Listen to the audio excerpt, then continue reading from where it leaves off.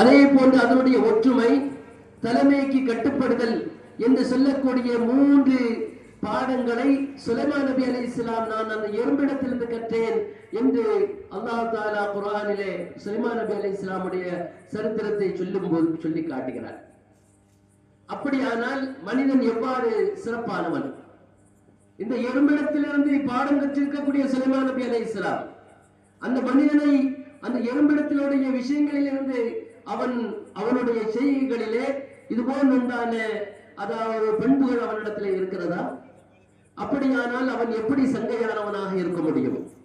ஏனென்றால் அல்லாஹ் சொல்லிவிட்டான், உலகத் கர்ரம்னா பனி ஆதம், அல்லாஹ் மனிதர்களை நாம் சங்கைப்படுத்தி இருக்கிறோம் என்று அல்லாஹ் சொல்லிவிட்டானே, அப்படியானால் அவன் எப்படி சங்கையானவனாக இருக்க முடியும்? மேலும் நாம் பார்க்கிறோம், ஒரு காகத்தை எடுத்து பார்க்கிறோம். அந்த காகம் இருக்கிறது, இது அதாவது அதனுடைய பண்புகள் பல பண்புகளாக இருந்தாலும் விசேஷ பண்புகளாக ஒரு 4 பண்புகளை நமக்கு எடுத்து காட்டுவார்கள். ஒன்று, அந்த காகத்திலே அதிகாலை எழுவது. இரண்டாவது, காணாமல் புணர்வது. மூன்றாவதாக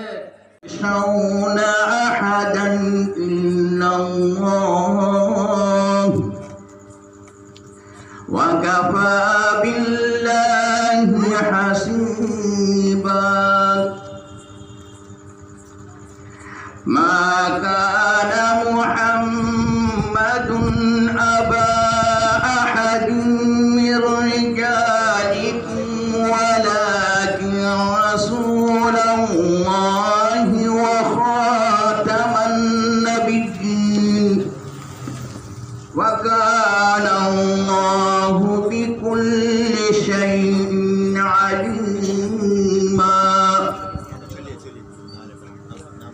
يا أيها الذين آمنوا اذكروا الله ذكرا كثيرا وسبحوه بكرة وأصيلا. هو الذي يصلي عليكم وملائكته ليخرجكم من الظلمات إلى النور وكان بالمؤمنين رحيما. تحيتهم يوم يلقونه سلام وأعد لهم أجرا كريما. صدق الله العظيم.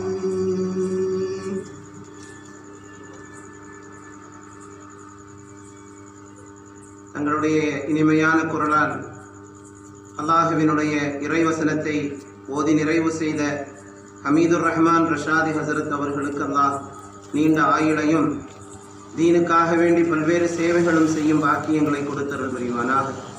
அடுத்தபடியாக இந்த நிகழ்விலே வரவேற்புரை நிகழ்த்துவதற்காக PAS சஃபீக் மீரானன் அவர்களை அழைக்கிறேன்.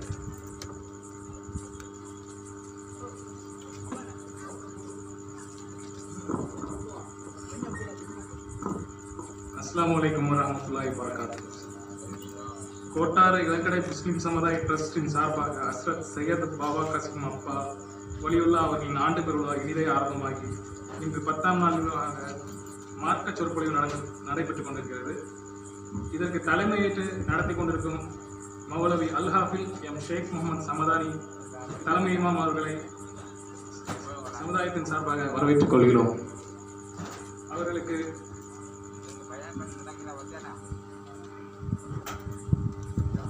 அப்துல் காதர் பவுஸ் நமது நிர்வாக குழு சார்பாக வரவேற்பு வழங்குவார்கள்.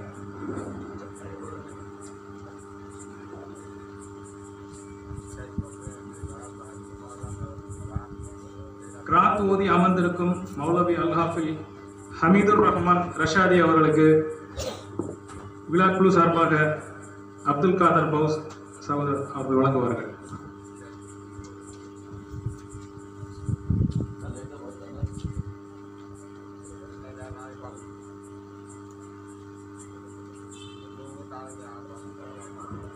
துவக்க உரை ஆற்ற வந்திருக்கும் மௌலவி GF ஷாகுல் அமீது பைஜி அன்னூர் பள்ளி இமாம் அவர்களை நமது சகோதரர் அப்துல் காதர் பௌஸ் அவர்கள் சொல்லியிருப்பார்.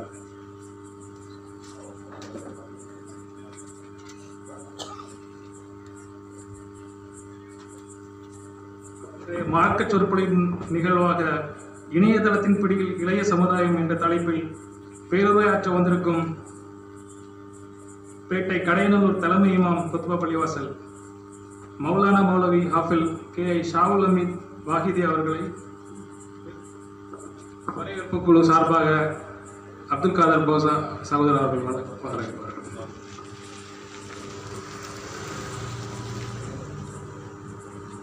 நன்றியுரை ஆற்ற இருக்கும் முன்னாள் தலைவரும் செயற்குழுவும் ஆகிய அப்துல் அஜீஸ் பிதர்தல் அவர்களையும் வருக மற்றும் இந்த விழாவைக்கான சொற்பொழிவை கேட்க வந்திருக்கும் அனைத்து சமுதாய பெருமக்களையும் வருக வருக என நிர்வாகத்தின் சார்பாக வரவேற்றுக் கொள்கிறோம். அஸ்ஸலாமு அலைக்கும் வரஹ்மத்துல்லாஹி வபரகாத்துஹு.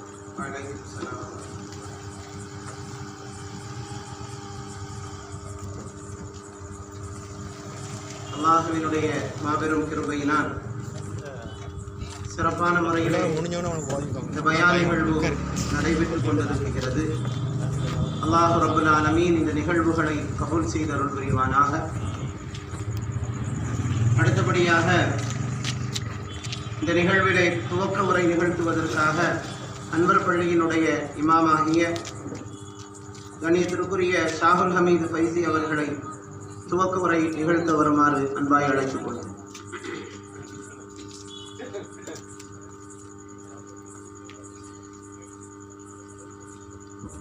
அஸ்ஸலாமு அலைக்கும் வரஹ்மத்துல்லாஹி வபரகாத்துஹு.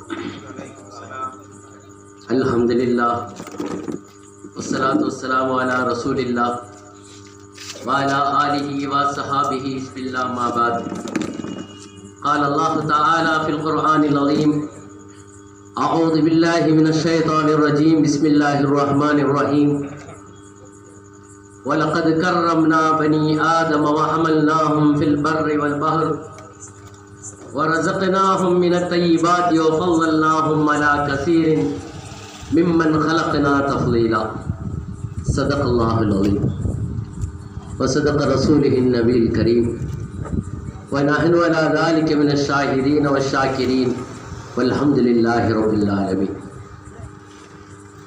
அளவற்ற அருளாளனும் நிகரற்ற அன்புடையவனுமாகிய எல்லாம் அல்லாஹ்வின் திருப்பெயர் போற்றியவனாக சாந்தியும் சமாதானமும் மன்னல பெருமானார் ரசூல் அக்ரம் ஸல்லல்லாஹு அலைஹி வஸல்லம் அவர்கள் மீதும் அவர்களை பின்பற்றி வாழ்ந்த சத்திய சஹாபாக்கள், தாபிஈன்கள், தபோ தாபிஈன்கள், இமாம்கள், இறைநேச செல்வர்கள், முஃமின்கள், முஸ்லிம்கள், குறிப்பாக இந்த அவையிலே இருக்கக்கூடிய உங்கள் அனைவர்கள் மீதும் என்றென்றும் நின்று நிலவட்டுமாக. அன்பிற்குரியவர்களே, அல்லாஹ்வின் நல்லடியார்களே, ஹஸரத் பாபா காசிம் அலியுல்லாஹ் அவருடைய ஆண்டு விழாவின் முதல் நாள் புரோகிராமாக இன்றைக்கு மார்க்க சொற்பொழிவு தான் நடந்து கொண்டிருக்கிறது. இதில் துவக்க உரைக்கு என்னையும் அழைத்த முதலிலே அல்லாஹ்வுக்கு நன்றி செலுத்தியவனாக இன்னும் நிர்வாகத்தார்களுக்கும் என்னுடைய நன்றியை நான் உரித்தாக்கி கொண்டு என்னுடைய வார்த்தைகளை நான் தொடங்குகிறேன். அல்லாஹ் ஜல்ல ஷானஹு தஆலா திருமறையிலே சொல்லி காட்டுகிறான், வலகத் கர்ரம்னா பனி ஆதம் வஹமல்னாஹும் ஃபில் பர்ரி வல் பஹரி வரஸக்னாஹும் மினத் தய்யிபாத்தி வஃபல்லல்னாஹும் அலா கஸீரின் மிம்மன் ஹலக்னா தஃதீலா. வலகத் கர்ரம்னா பனி ஆதம், ஆதமுடைய மக்களை நாம் சங்கைப்படுத்தி இருக்கிறோம். வஹமல்னாஹும் ஃபில் பர்ரி வல் பஹரி, அவர்களை கரையிலேயும் நிலத்திலேயும் கடலிலேயும் அவர்களை நாம் சுமந்து செல்கிறோம். வரஸக்னாஹும் மினத் தய்யிபாத், அவர்களுக்கு நல்ல விஷயங்களிலிருந்து ஹலாலான உணவுகளை நாங்கள் வழங்குகிறோம். வஃபல்லல்னாஹும் அலா கஸீரின் மிம்மன் ஹலக்னா தஃதீலா, நாம் படைத்தவற்றில் மிகுதியானதை விட அவர்களை பெரிதும் நாம் மேன்மையாக்கி வைத்து இருக்கிறோம் என்று அல்லாஹ் தஆலா சொல்லி காட்டுகிறார். அன்பிற்குரிய நாம் சிந்தித்து பார்க்கிறோம், மனித சமுதாயத்தை அல்லாஹ் கண்ணியமானவதாக மேன்மையாக ஆக்கி வைத்திருக்கிறோம் என்று அல்லாஹ் சொல்லி இருக்கிறான் என்று சொன்னால், இன்றைய காலகட்டத்திலே அந்த மனிதர்கள் எந்த அளவிற்கு கண்ணியமானவர்களாக மேன்மைமிக்கவர்களாக இருந்து கொண்டிருக்கிறார்கள் என்பதை சிந்தித்து பார்க்கக்கூடிய நிலையில் இறைவனால் படைக்கப்பட்டிருக்கக்கூடிய உயிரினங்களை கொண்டு மனிதர்களை நாம் ஒப்பிட்டு பார்க்கின்ற போது அதுவெல்லாம் எப்படி அந்த மனிதனை சங்கைப்படுத்தி இருக்க முடியும் என்று எண்ண தோன்றுகிறது.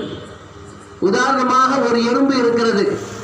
இந்த எறும்பை எடுத்து நாம் பார்க்கின்ற போது சுலைமான் நபி அலைஹிஸ்ஸலாத்து வஸ்ஸலாம் அவர்கள் அந்த எறும்பிடத்திலிருந்து 3 பாடங்களை கற்றார்கள் என்பதை இந்த குர்ஆன் நமக்கு எடுத்து காட்டுகிறது. 3 பாடங்கள் எது?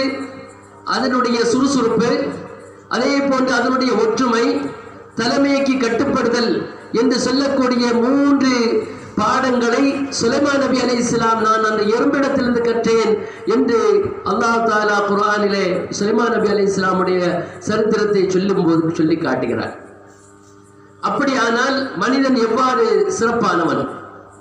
இந்த எறும்பிடத்திலிருந்து பாடம் கற்றிருக்கக்கூடிய சுலைமான் நபி அலைஹிஸ்ஸலாம் அந்த மனிதனை அந்த எறும்பிடத்தினுடைய விஷயங்களிலிருந்து அவனுடைய செய்கைகளிலே இதுபோல் உண்டான அதாவது பண்புகள் அவனிடத்தில் இருக்கிறதா? அப்படியானால் அவன் எப்படி சங்கையானவனாக இருக்க முடியும்? ஏனென்றால் அல்லாஹ் சொல்லிவிட்டான், உலகத் கர்ரம்னா பனி ஆதம், அல்லாஹ் மனிதர்களை நாம் சங்கைப்படுத்தி இருக்கிறோம் என்று அல்லாஹ் சொல்லிவிட்டானே, அப்படியானால் அவர் எப்படி சங்கையானவனாக இருக்க முடியும்? மேலும் நாம் பார்க்கிறோம், ஒரு காகத்தை எடுத்து பார்க்கிறோம். அந்த காகம் இருக்கிறத இது அதாவது அதனுடைய பண்புகள் பல பண்புகளாக இருந்தாலும் விசேஷ பண்புகளாக ஒரு 4 பண்புகளை நமக்கு எடுத்து காட்டுவார்கள். ஒன்று, அந்த காகத்திலே அதிகாலை எழுவது. 2வது, காணாமல் புணர்வது. 3வதாக உண்ணல் உறவாடல், மாலை ஆனதும் குளித்து விட்டு வீட்டுக்கு செல்வது. இந்த 4 பண்புகளும் விசேஷ பண்புகள் என்று காகத்திலிருந்து மனிதன் கற்றுக்கொள்வதற்காக மனிதன் அந்த விஷயங்கள் இந்த 4ம் ஒரு மனிதனிடத்தில் இருக்கும் என்று சொன்னால் அவன் சிறந்தவனாக மாறிவிட முடியும். ஆனால் அந்த மனிதனிடத்தில் இந்த விஷயங்கள் எல்லாம் இருக்குதா? அதிகாலை நேரம் எழுதல் என்று காகத்துக்கு ஒரு காகம் காலையில் 3 மணி ஆனா அல்ல 5 மணி ஆனா கரைய ஆரம்பிச்சிருது. காலையில நம்ம பார்க்கிறோம் சேவல் கூவுது. அந்த சேவல் கூவுகின்ற எப்ப எதற்காக வேண்டி கூவுகிறது? எப்போ அது கூவும் என்று நாம் பார்க்கக்கூடிய நேரத்திலே சேவல் கூவும் போது மலக்குமார்களை அது பார்க்கிறது. எப்பமெல்லாம் மலக்குமார்களை அது பார்க்குமோ அப்பமெல்லாம் அது கூவும். எப்ப பார்க்கும்? அதிகாலை நேரத்திலே, காலை நேரத்திலே அது கூவக்கூடியதாக இருக்கும். அருமை நாயகம் ஸல்லல்லாஹு அலைஹி வஸல்லம் கற்றுத் தருகிறார்கள். காகம் அதாவது சேவல் கூவுகிறது. சேவலை நீங்கள் திட்டாதீர்கள். அந்த சேவல் காலையிலே மலக்குமார்களை பார்த்து அது கூவுகிறது. இன்னைக்கு நம்ம பார்க்கிறோம், காலையில் எத்தனை பேர்கள் நம்ம சுபஹ் தொழக்கூடியவர்களாக இருக்கிறோம், எத்தனை பேர்கள் தஹஜ்ஜத்தை நிறைவேற்றக்கூடியவர்களாக இருக்கிறோம். இவைகளெல்லாம் அல்லாஹ் தஆலா ஒவ்வொரு உயிரினங்களையும் தந்து அந்த உயிரினங்கள் மூலமாக நமக்கு பல படிப்பினைகளை நமக்கு எடுத்து காட்டுகிறார். அன்பிற்குரியவர்களை நாம் சிந்தித்து பார்க்கக்கூடிய நேரத்தில் காலை சுபுக்காக வேண்டி முஅத்தின் அதான் கொடுக்கிறார் என்று சொன்னால் அந்த முஅத்தின் அதான் அஸ்ஸலாத்து கைரும் மினன் நௌம், தூக்கத்தை விட தொழுகை மேலானது, எல்லாரும் எழும்பி வாருங்கன்னு சொல்லிட்டு முஅத்தினானவர் அவர் அதான் கொடுக்கின்ற போது நாமெல்லாம் என்ன செய்வோம்? எனக்கு ரொம்ப டயர்டாக இருக்கு, நைட்டெல்லாம் விடிய இருந்து செல் பார்த்துக்கிட்டு ஏன்னா அதிலே நம்ம மூழ்கி இருந்துட்டு காலையில் ஆயிரத்து ரொம்ப டயர்டாக இருக்கு, ஏதாவது ஒரு காரணத்தை சொல்லி அஸ்ஸலாத்து கைரும் மினன் நௌமுக்கு பதிலாக அந்நௌமு கைரு ஸலாஹ், எனக்கு தொழுகையை விட தூக்கம் தான் சிறந்ததாக இருந்து கொண்டு இருக்கிறது என்று இழுத்து மூடிட்டு தூங்கக்கூடிய காட்சிகளை இன்னைக்கு நம்ம பார்க்கிறோம். அதனால தான் இன்னைக்கு சுபுகளில் பள்ளிகளில் மக்கள் அதிகமாக நம்ம நினைச்ச முடியல, பார்க்க முடியல. எல்லா பள்ளிகள்லையும் சுபுல குறைவான ஆட்கள், ஒரு சஃபோ அல்லது ஒரு 2 சஃப், அவ்வளவுதான். ஒரு மனிதன் காலையிலே சுபுவுக்கு வருவான் என்று சொன்னால் அவன் அந்த காகம் நமக்கு பல விஷயங்களை நமக்கு கற்றுத்தரக்கூடியதாக இருந்து கொண்டிருந்தாலும் கூட ஒவ்வொரு உயிரினத்திலிருந்தும் எத்தனையோ உயிரினங்களை அல்லாஹ் திருமறையிலே சொல்லி காட்டுகிறார். ஒவ்வொரு உயிரினத்தை நம்ம எடுத்து பார்த்தாலும் கூட ஒவ்வொரு உயிரினத்திலையும் ஒவ்வொரு விதமான பண்புகள். அன்பிற்குரியவர்களை நாம் சிந்தித்து பார்க்கிறோம். அந்த நேரத்தில் விஷயங்களை எல்லாம் நம்ம பார்க்கும்போது காகத்திடத்திலிருந்து பாடம் பாடத்தை பெறக்கூடிய நாம் எவ்வாறு சிறந்தவர்களாக இருக்க முடியும்? மனிதர்களாக இருக்கக்கூடிய நாம் எவ்வாறு சிறந்தவர்களாக இருக்க முடியும்? அதே போன்று அல்லாஹ் தஆலா ஒரு குரங்கனுடைய விஷயத்தை நாம் பார்க்கிறோம். குரங்கு இருக்குதே, அந்த குரங்கு ஒரு ஊர்ல கடுமையான சேட்டை பண்ணிட்டு இருந்துச்சான்.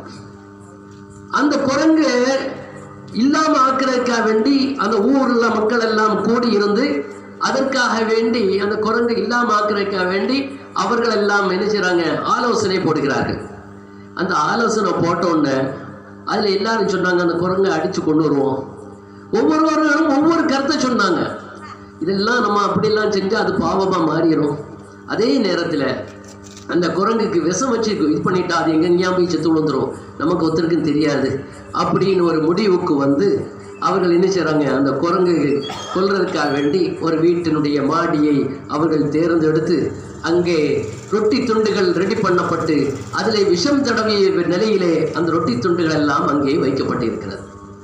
கொஞ்ச நேரமா பார்த்துட்டு இருக்கிறார், என்னடா குரங்களை உன்னையும் காணலையேன்னு. கொஞ்ச நேரத்தில் ஒரு 2 குரங்குகள் வருகிறது. வந்து அந்த ரொட்டி துண்டுகளை பார்க்கிறது. இவருக்கோ சந்தோஷம், ஓ 2 வந்துருச்சு, இனிமேல் எல்லாம் வரும் அப்படின்னு. இந்த வந்த 2 குரங்குகளும் பார்த்து விட்டு திரும்பி செல்கிறது. திரும்பி சென்ற குரங்குகள் என்ன செய்துன்னு சொன்னா, அவருக்கு போன உடனே ஐயோ வந்த குரங்கும் போயிட்டுது அப்படின்னு ஒரு சிந்தனையில் இருக்கக்கூடிய நேரத்தில் ஒரு பெரும் படையோடு அந்த குரங்குகள் வருகிறது. எல்லாத்துக்கும் கையில் என்னது, ஒரு அதாவது விஷத்தை முறிக்கக்கூடிய அந்த செடிகளை கொண்டுட்டு எல்லா குரங்குகளும் ஒரு 10-15 குரங்குகள் வருது. வந்த உடனே நேரம் வந்து அந்த குரங்குகள் வந்து இருந்து என்ன செய்யுது, எல்லா அந்த ரொட்டி துண்டுகளை எல்லாத்துக்கும் பங்கிட்டு கொடுக்குது. இவர் நினைச்சாரு, ஆஹா அல்ஹம்துலில்லாஹ், இவ்வளவு பெரிய ஒரு குரங்கு பட்டாளம் இன்னையோட சோலி முடிஞ்சுது அப்படின்னு நினைச்சிட்டு இருக்கக்கூடிய சூழ்நிலையில அந்த குரங்குகள் தன்னுடைய சகாக்களுக்கு ரொட்டி துண்டுகளை பங்கிட்டு அதற்கு முன்னால சாப்பிட்டு முடிச்ச உடனே கையில இருக்கக்கூடிய அந்த மூலிகை செடிகளை ஒவ்வொன்றுக்கும் கொடுத்து எல்லாரும் அதை சாப்பிட்டு முடிச்சுட்டு குரங்கெல்லாம் பறந்துச்சு. இதுல நாம் என்ன சிந்திக்கிறோம் என்று சொன்னா, அந்த குரங்களுக்கு அல்லாஹ் தஆலா 5 அறிவு தான்.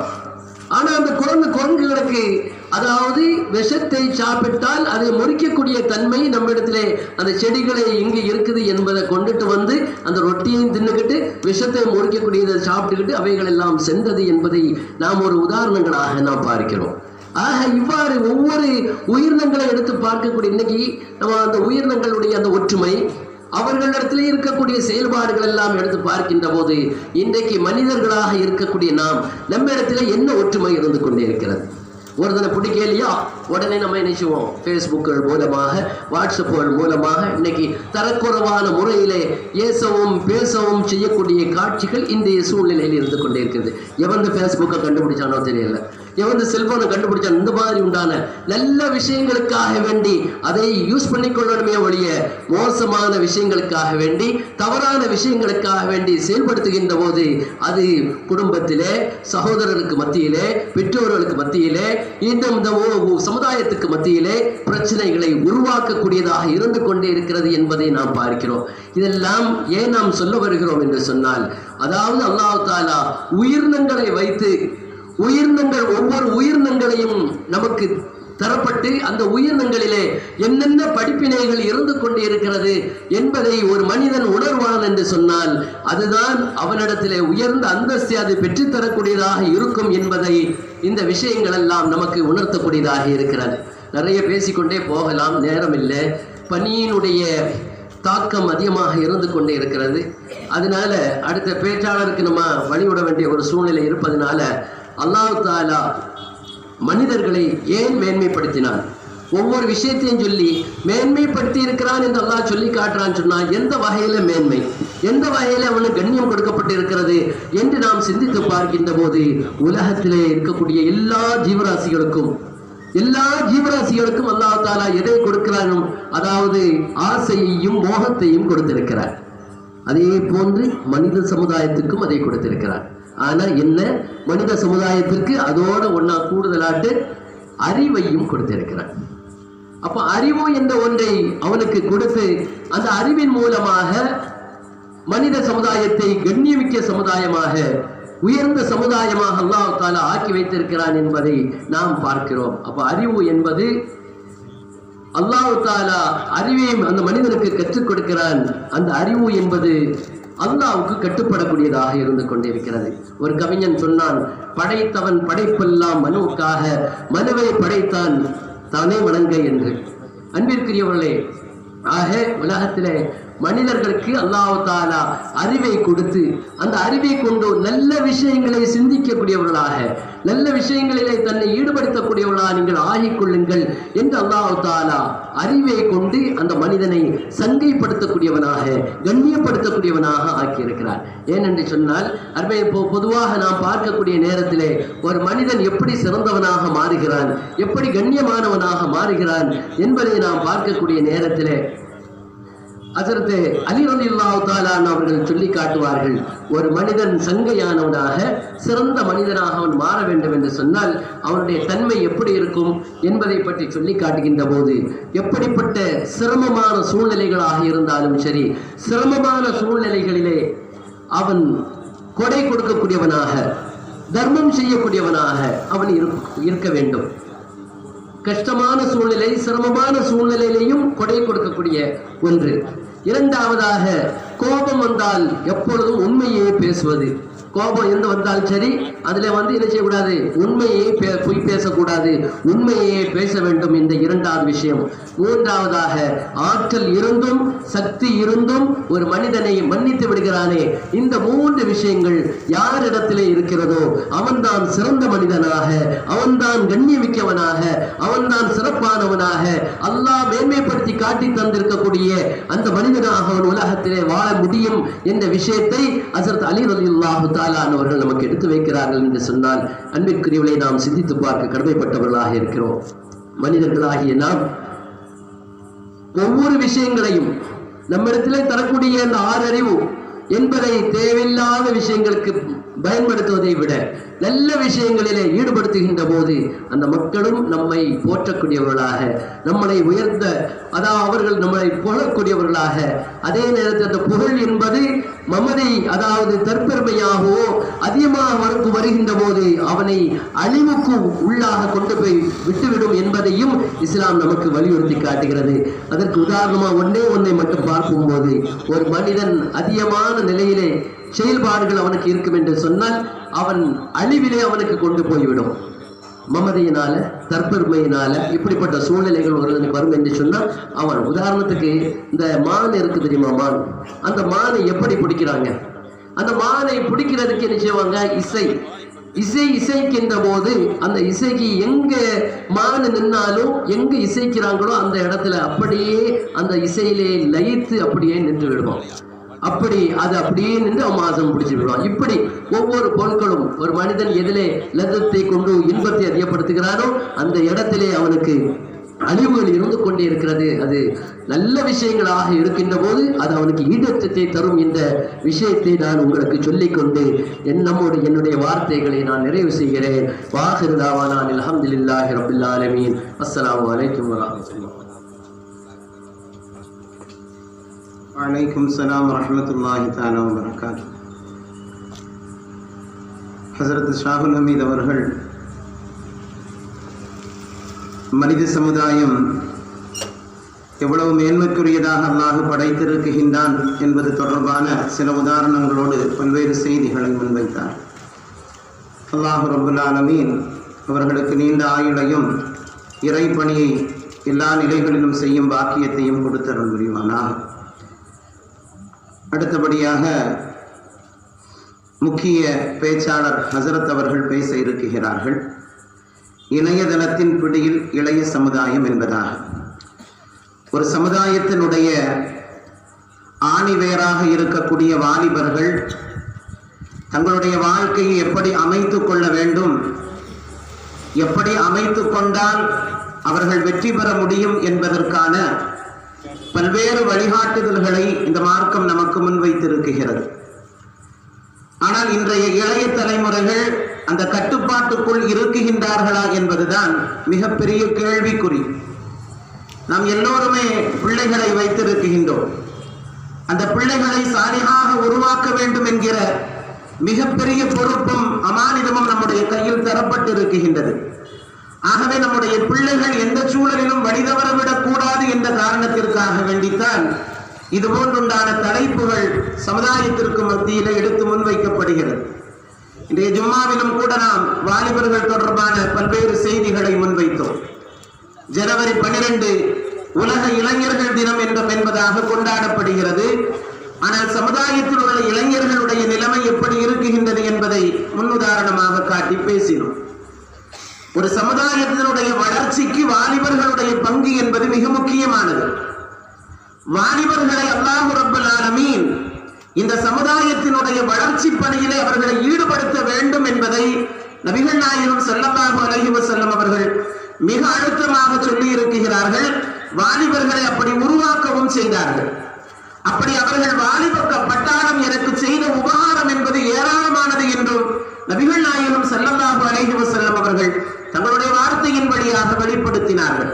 சிறு சிறு வயதிலே இருந்த வாலிபர்கள் சஹாபாக்கள் நபிகள் நாயகம் ஸல்லல்லாஹு அலைஹி வஸல்லம் அவர்களோடு நின்று இந்த சமுதாயத்திற்காக வேண்டி, இந்த தீனுக்காக வேண்டி அவர்கள் போராடியதின் காரணத்தினால் இந்த சமுதாயத்தினுடைய வளர்ச்சிக்கு மிகப்பெரிய பங்கு இளைஞர்களுடையது என்பதாக நாயகம் ஸல்லல்லாஹு அலைஹி வஸல்லம் அவர்கள் சொன்னார்கள். அதே போன்று ஒரு சமுதாயத்தினுடைய வீழ்ச்சிக்கு மிகப்பெரிய காரணம் இந்த இளைய தலைமுறை என்பதுதான். பல்வேறு நாட்டினுடைய வரலாறுகளை நீங்கள் எடுத்து பார்த்தீர்களேயானால் அந்த நாடுகள் எல்லாம் அழிந்ததற்கான காரணமாக முன்வைக்கிற பொழுது வாலிபர்களுடைய நிலைப்பாட்டை முன்வைப்பார்கள். ஸ்பெயினுடைய வாழ்க்கை வரலாறுகள் நமக்கு எல்லாம் தெரியும். பல்வேறு கட்டங்களில் நாம் கேட்டிருக்கிறோம். ஒரு 800 ஆண்டு காலம் இஸ்லாமிய பாரம்பரியத்தில் நின்ற நாடு என்பதாக ஸ்பெயினுடைய வரலாறு பேசும். ஆனால் அந்த ஸ்பெயினிலே ஒரு முஸ்லிம் கூட இல்லாமல் போனதற்கான காரணத்தை வரலாற்றாசிரியர்கள் பதிவு செய்கிற பொழுது அதற்கு மிக முக்கியமான காரணம் வாலிபர்கள் என்பதாக பதிவு செய்வார்கள்.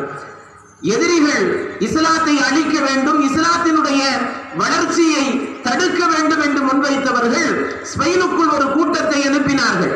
அங்கு இருக்கக்கூடிய நிலைமை எப்படி இருக்குகின்றது என்பதை நீங்கள் ஆய்வு செய்து வாருங்கள் என்பதாக ஒரு பெரும் கூட்டம் இஸ்லாமிய வாலிபர்களை நோக்கி வந்தது. ஆனால் அன்று அவர்கள் வருகிற பொழுது இஸ்லாமிய வாலிபர்களுடைய கரத்தில் குர்ஆன் ஷரீஃப் இருந்தது. அவர்கள் குர்ஆனை மனனம் செய்யக்கூடியவர்களாக இருந்தார்கள். பார்த்த எதிரிகள் ரிப்போர்ட் கொடுக்கிறார்கள், ஸ்பெயினை அழிப்பது என்பது சாத்தியமில்லை. காரணம் அங்கு இருக்கக்கூடிய வாலிபர்களுடைய கரத்தில் குர்ஆன் இருக்குகின்றது.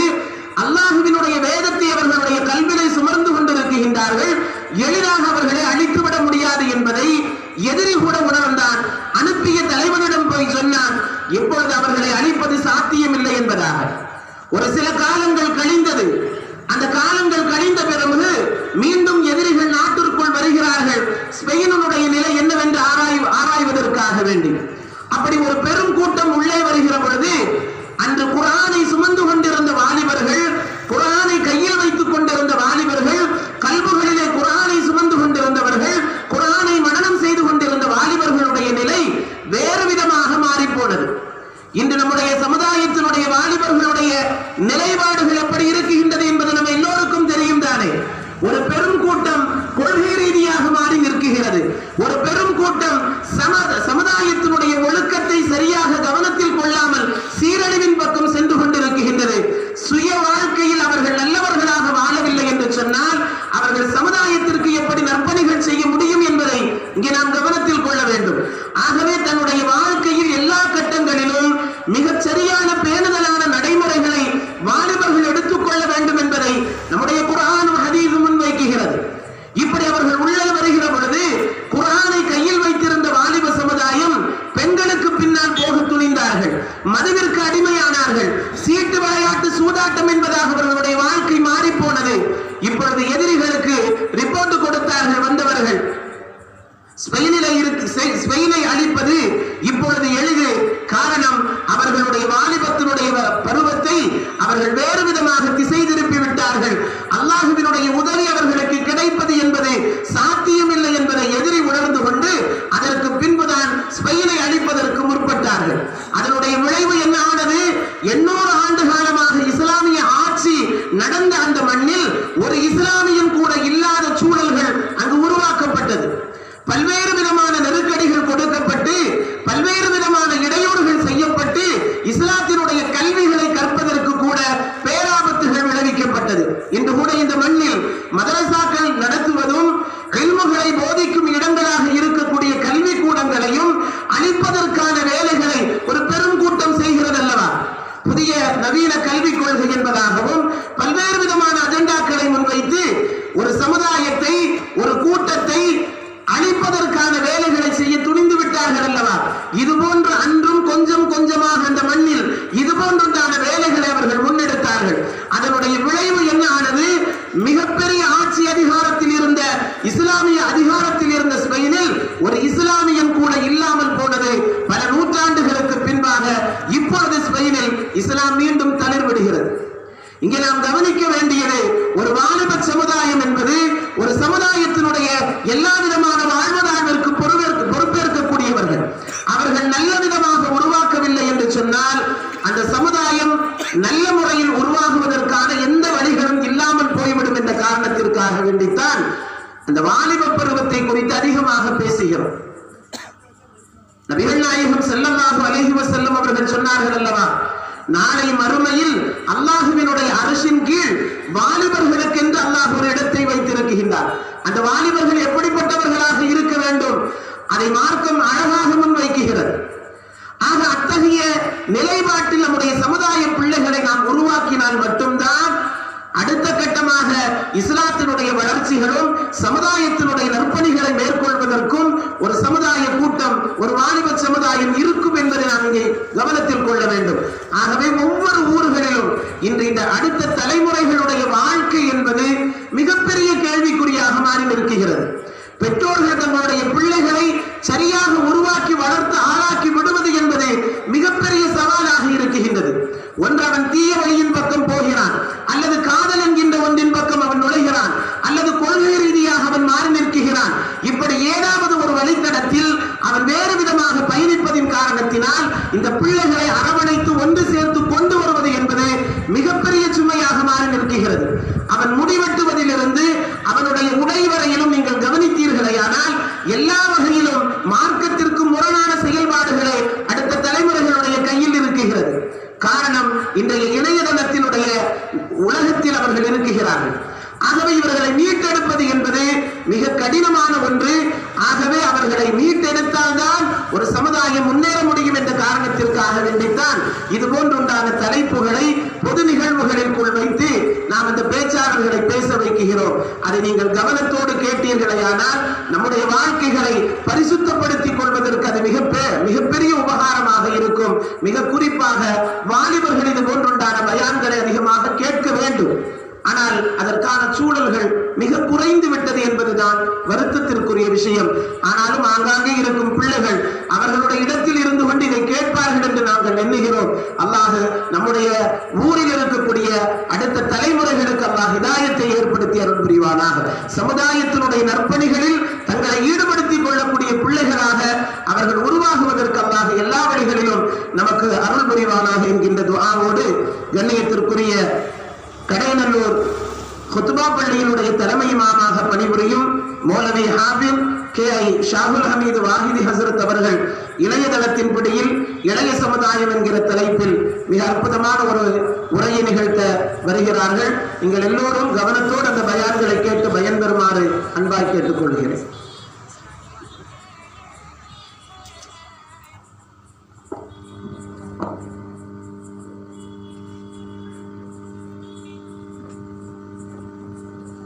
السلام عليكم ورحمة الله وبركاته.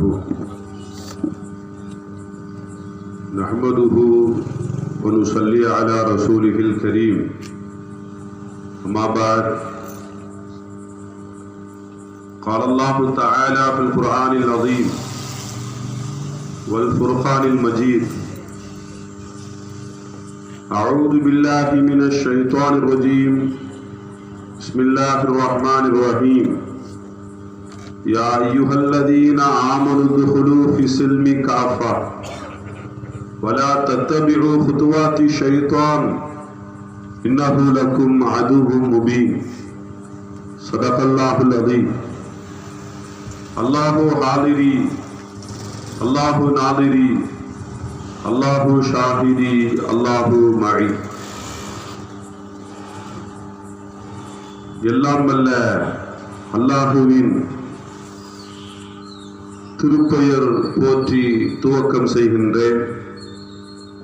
சலாத்தும் சலாமும்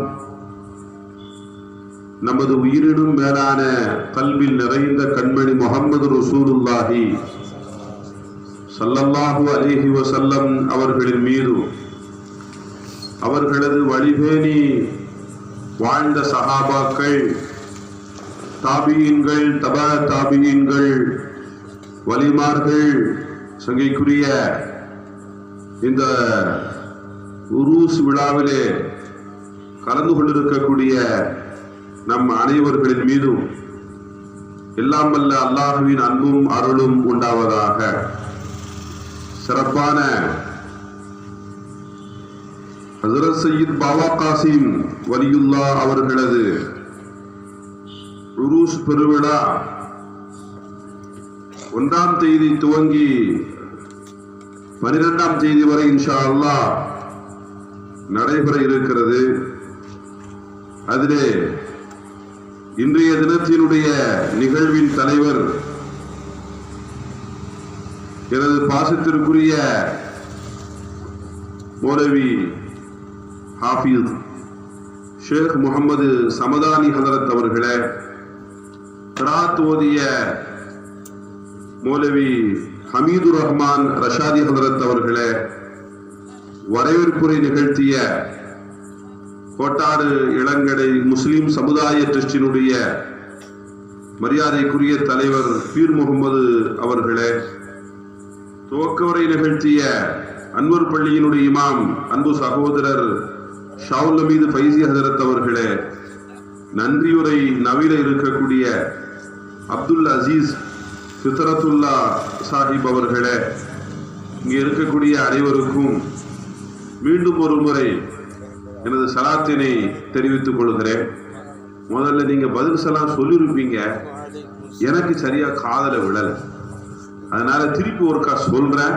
நீங்க எல்லாரும் கொஞ்சம் சத்தமா சலாம் சொன்னீங்கன்னா நீங்க எல்லாம் முழிச்சிருக்கீங்க, நான் பேசலாம் என்பதற்கு ஒரு அனுமதியாகவும் மேலான உங்களது துஆவாகவும் அதை நான் கவனத்திலே கொள்ளுவேன்.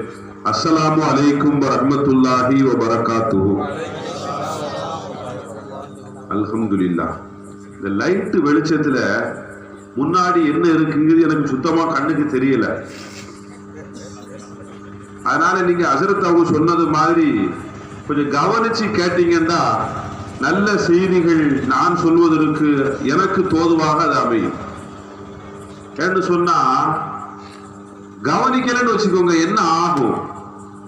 ஒரு சின்ன கதை சொல்லலாம்னு நினைக்கிறேன். வீட்டுக்கு கணவர் வர்றாரு, மனைவி சொன்னாங்க, திருநெல்வேலிக்கு எத்தனை மணிக்கு பஸ் அப்படின்னு கேட்டாங்க. தெரியலன்றாரு. நிறைய கணவன்மார்கள் மனைவியினுடைய பதிலுக்கு என்னதான், கேள்விக்கு என்னதான் பதில் தெரியலம்மா. அருமையானவர்களே, அவரும் அதே பதிலத்தை சொன்னாரு, தெரியலன்றாரு. ஆனா மனைவி ரொம்ப உஷாரு, கடத்தருவுக்கு போங்க விசாரிச்சுட்டு வாங்கன்னு சொல்லி அனுப்பிடுது. கடத்தருவுக்கு போனாரு. அங்க உள்ள ஒரு கடைக்காரர்கிட்ட திருநெல்வேலி பஸ் எத்தனை மணிக்குன்னு கேட்டாரு. கடைக்காரர் சொன்னாரு, இப்ப வந்துரும். என்னங்க சொன்னாரு? இப்ப வந்துரும். இந்த ஆளு மனைவிக்கு ரொம்ப பயந்தாள். யாரு விசாரிக்க போனாள். அவர் மட்டும் இல்ல, நிறைய பேருடைய நிலைமை அப்படித்தான். ஆனா வெளியில சொல்ல மாட்டோம். மனைவிக்கு பயப்படாத மாதிரி வீடு வாசம் வரைக்கும் இருப்போம். உள்ள போன பின்னாடி வெளியில உள்ள நடக்கிறது வெளியில யாருக்கு தெரிய போகுது? அவரு இப்ப வந்துடும் அப்படிங்கிறத மறந்துடக்கூடாது அப்படிங்கிறதுக்காக வேண்டி அதை ஒரு சுலோகம் மாதிரி, அதை ஒரு திக்ர் மாதிரி, இப்போ வந்துடும் இப்போ வந்துடும் இப்போ வந்துடும் சொல்லிக்கிட்டே வர்றாரு. அந்த நேரத்தில் ஒரு விவசாயி, நாளைக்கு அவர் வயல்ல அறுவடை, அவர் அல்லாஹ்வை துஆ செஞ்சுட்டு இருக்கிறாரு, மழை வந்துடவே கூடாது, மழை வந்துடவே கூடாது, மழை வந்துடவே கூடாது. இந்த என்ன சொல்லிட்டு வர்றாரு? இப்போ வந்துடும் சொல்லிட்டு வர்றாரு. அந்த விவசாயி கூப்பிட்டான், கன்னத்துல ஒரு அடி, வரவே வராதுன்னு சொல்லுன்னா. இந்த சுலோகத்தை மாத்தி விட்டான். வரவே வராது வரவே வராது வரவே வராதுன்னு சொல்லிக்கிட்டே வர்றான். அங்க அரவிந்த் கண் ஆஸ்பத்திரியில கண் டெஸ்ட் பண்ணிட்டு கண் டாக்டர் சொல்லி இருக்கிறாங்க, பார்வை இருந்தாலும் இருக்கும் போனாலும் போயிரும். அந்த ஆளு கண் பார்வை நல்லா வந்துடணும், கண் பார்வை நல்லா வந்துடணும் துவாவில் இருக்கிறாரு. இந்த ஆள் என்ன சொல்லிட்டு வரான்? வரவே வராது. அந்த ஆள் கூப்பிட்டான், இன்னொரு கண்ணத்துல 2 அடி, நல்லா தெரியுதுன்னு சொல்லுன்னா சுலபத்தை மாத்திட்டான். நல்லா தெரியுது நல்லா தெரியுது நல்லா தெரியுதுன்னு சொல்லிக்கிட்டு வர்றான். 2 திருடர்கள் தாங்கள் களவாடிய பொருளை மறைத்து வைத்து விட்டு 2 பேரும் பேசிக்கிறான். யாரு கண்ணிலையும் பற்ற கூடாதுன்னு பேசிக்கிட்டு இருக்கிறான். இவன் என்ன சொல்லிக்கிட்டு வரான்? நல்லா தெரியுதுன்னு சொல்லிக்கிட்டு வரான். 2 பேரும் கூப்பிட்டான், மாறி மாறி அடிச்சான். ஒன்னும் தெரியலன்னு சொல்லுன்னான். சுலோகத்தை மாத்திட்டான். ஒன்னும் தெரியலன்னு சொல்லிக்கிட்டு வீட்டுக்கு வந்தான். வீட்டம்மா கேட்டுச்சு, திருநெல்வேலி பஸ் எடுத்துக்கொண்டு கேட்டுச்சு. இந்த என்ன பதில் சொல்லியிருப்பான்? ஒன்னும் கதையை நான் ஏன் சொல்றேன்னு சொன்னா, நைட்டு கொஞ்சம் நேரம் ஆயிடுச்சு, கொஞ்சம் குளிர்ந்த காத்தாவும் இருக்குது. ஒரு இதமான சூழல்ல நீங்க பேசாம தூங்கிட்டீங்கன்னு சொன்னா மறுநாள் பயானு என்ன பேசுனாங்கன்னு கேட்டா ஒன்னும் அப்படின்னு ஆயிடக்கூடாது இல்லையா? அதுக்காக வேண்டி கொஞ்சம் கவனிச்சிங்கன்னு சொன்னா நல்ல செய்திகளை சொல்வதற்கு எனக்கும் தோதுவாக இருக்கும் என்பதை உங்களுக்கும் அங்கே அமர்ந்திருக்கக்கூடிய சகோதரிகளுக்கும் நான் ஆரம்பமாக சொல்லிக் கொள்கிறேன்.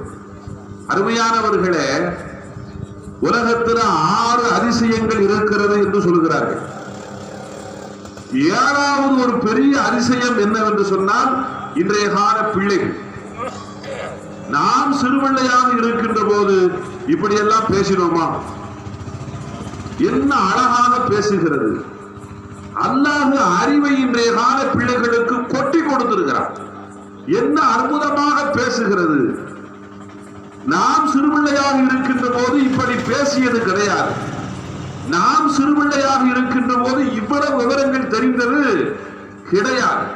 ஆனால் இன்றைய கால பிள்ளைகள் ரொம்பவும் புத்திசாலிகளாக விவரம் தெரிந்தவர்களாக இருக்கிறார்.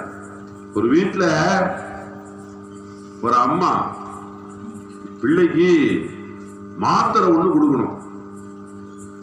என்ன படி இருக்குது, படி சாப்பிட மாட்டானு சொல்லி ஒரு 5 ஸ்டார் சாக்லேட்டை வாங்கி கொண்டு வந்து அந்த 5 ஸ்டார் சாக்லேட்டுக்குள்ள மாத்திரையை வச்சு அப்படி ஒரு பழம் மாதிரி சுருட்டி பையனை கூப்பிட்டு சொல்லிச்சு, அப்பா ராஜா கண்ணா, உனக்கு ஸ்பெஷலா ஒரு பழம் ஒண்ணு வாங்கிட்டு வந்திருக்கிறேன். இந்த பழத்தை யாருக்கும் தெரியாம அந்த ரூம்குள்ள போய் சாப்பிட்டுட்டு வந்துருன்னு சொல்லி அனுப்பிடுச்சு. பையன் உள்ள போனான். கொஞ்ச நேரம் கழிச்சு வெளியில வந்தான். அம்மா கேட்டாங்க, பழத்தை சாப்பிட்டியான்னு கேட்டாங்க. பையன் சொன்னா, பழத்தை சாப்பிட்ட, கொட்டையை துப்பிட்டோம்னா. பழத்தை சாப்பிட்ட, கொட்டையை துப்பிட்ட. என்ன பண்ணிருக்கிறான்? சாக்லேட்டை மட்டும் சாப்பிட்டுட்டு மாத்திரையை துருத்திக்கு போட்டுட்டு. இன்றைய கால பிள்ளைகளை எல்லாம் ஏமாத்தவனா? ஒரு காலத்தில் பெரியவர்களிடத்தில் சிறு பிள்ளைகள் ஏமாந்து போவார்கள். ஆனால் இன்றைய கால பிள்ளைகள் பெற்றோர்களையே ஏமாற்றக்கூடிய அளவிற்கு புத்திசாலிகளாக இருக்கிறார். ஒரு திருட ஒரு பையனை பிடிச்சான். அப்பா, உங்க வீட்டுல நகைகள்லாம் எங்க இருக்குதுன்னு சொல்லு அப்படின்னா. பையன் சொன்னா, எனக்கு பலூடா வாங்கி தருவியா பலூடான்னா. சரி வாங்கி கொடுக்குறான். கடைக்கு போற 200 ரூபா ஒரு பலூடா, காஸ்ட்லி பலூடா வாங்கி சாப்பிட்டுட்டான். சரி இப்பமான்னு சொல்றா, எனக்கு 5 ஸ்டார் சாக்லேட் வாங்கி கூட அப்பதான் சொல்லுவோம்டா. சரி அப்படின்னு சொல்லி ஒரு 5 ஸ்டார் சாக்லேட் இன்னொரு 100 ரூபா கொடுத்து 5 ஸ்டார் சாக்லேட் வாங்கி கொடுத்தான். டே, பலூடாவும் சாப்பிட்டுட்ட, 5 ஸ்டார் சாக்லேட்டும் சொல்லு சாப்பிட்டுட்ட, இப்பமான்னு சொல்லப்பா உங்க வீட்டுல உங்க அம்மா நகை எங்க இருக்குதுன்னு கேட்டான். அந்த பையன் எல்லாத்தையும் வாங்கி சாப்பிட்டுட்டு சொன்னா, எங்க அம்மா நகை அடகு கடையில இருக்குன்னா. அருமையானவர்களே, இன்றைய கால பிள்ளைகளை ஏமாற்ற முடிகிறதா? விவரமாக புத்திசாலிகளாக இருக்கிறார்கள். இந்த புத்தியை நல்ல வழியிலே அவர்களை ஆக்க வேண்டிய பொறுப்பு பெற்றோர்களுக்கு இருக்கிறது. இவ்வளவு அறிவாக இருக்கக்கூடிய பிள்ளைகளை அந்த அறிவை சரியான வழியிலே திருப்ப வேண்டிய பொறுப்பு பெற்றோர்களுக்கு இருக்கிறது. ஆனால் பெற்றோர்கள் செய்கின்ற தவறு பிள்ளைகளை பாதிக்கிறது. பெற்றோர்களது செயல்களும் பெற்றோர்களது சொல்களும் நம்முடைய பிள்ளைகளிடத்தில் மிகப்பெரிய தாக்கத்தை உண்டாக்கி விடுகிறது. பெருமக்களே,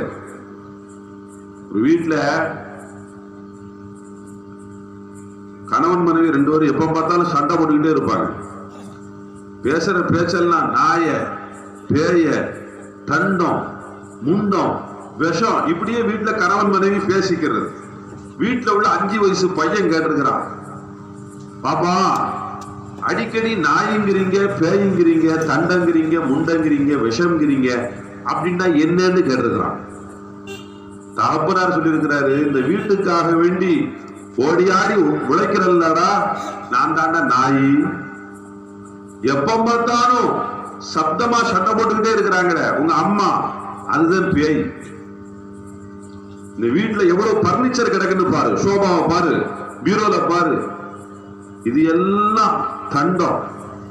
இந்த வீட்டுக்கு வர்றாங்க பார்த்தீங்களா உங்க அம்மா வழி சொந்தம், அது பூரா முண்டம். உங்க அம்மா போடுற சாயாதான் டீ தான் விஷம் அப்படின்னு சொல்லிட்டு போயிட்டாரு. பையன் 5 வயசு பையன் நல்ல மனசுக்குள்ள பதிய வச்சுட்டான். ஒரு 4 நாள் கழிஞ்சுது, அவங்க அம்மா வழியில் உள்ள சொந்தத்தில் உள்ள ஆட்கள் வந்தாங்க. கதவை தட்டுறாங்க. வீட்டுல அத்தாவும் வாப்பாவும் இல்லை, உமாவும் இல்லை, பையன் மட்டும் இருக்கிறான். கதவை திறந்தவன்னு சொன்னா, வாங்க முண்டங்களான்னா, வாங்க முண்டங்களா அப்படின்னா சொல்லிட்டு சொன்னா, நாயும் பேயும் வெளியில போயிருக்கு. அந்த கண்டத்துல எல்லாரும் உட்காருங்க, கொஞ்ச நேரத்துல விஷம் வரும், எல்லாரும் குடிக்கிட்டு இருக்கான். அருமையானவர்களே, நாம் சொல்லிக் கொடுப்பதை நம்முடைய பிள்ளைகள் பேசாது, நாம என்ன பேசுறோமோ அதைத்தான் பேசும். அருமையானவர்களே, நம்முடைய நடவடிக்கைகள் எப்படி இன்றைய காலத்திலே மாறி இருக்கிறது. நம்முடைய பிள்ளைகள் சிறந்த பிள்ளைகளாக உருவாக வேண்டும் என்று சொன்னால் நாம் நல்லவர்களாக இருக்க வேண்டும். நாம் சுபுகு தொழுகைக்கு எழக்கூடியவர்களாக இருந்தால் மட்டுமே நம்முடைய பிள்ளை சுபுகு தொழக்கூடிய பிள்ளையாக உருவாகும். நாம் நல்ல காட்சிகளை பார்க்கக்கூடியவர்களாக இருந்தால் மட்டுமே நம்முடைய பிள்ளைகள் நல்ல காட்சிகளை பார்க்கக்கூடிய பிள்ளையாக இருக்கும். அருமையானவர்களே, 10 வயது பிள்ளை ஹஜரத் அனஸ் ரலியல்லாஹு அன்ஹு பெருமானாருக்கு பணிவிடை செய்வதிலே பேரு ஆனந்தம் அடைந்த பிள்ளை ஹஜரத் அனஸ் ரலியல்லாஹு அன்ஹு. இந்த அனஸ் ரலியல்லாஹு அன்ஹு பெருமானாருக்கு மிக நெருக்கமான ஒரு பணியாளராக இருக்கின்ற போது அவரிடத்திலே தனது பாசத்தை நபிகள் நாயகம் ஸல்லல்லாஹு அலைஹி வஸல்லம் ஒரு கட்டத்தில் இப்படி வெளிப்படுத்தினார்கள், யா அனஸ், அனஸே, ஏதாவது என்னிடத்திலே கேளப்பா, நான் உனக்கு தருகிறேன் என்று சொன்னார். ஏதாவது கேள். ஹஜரத் அனஸ் ரலியல்லாஹு அன்ஹு பெருமானாரிடத்திலே சொன்னார்கள், நான் கேட்கட்டுமா பெருமானாரே?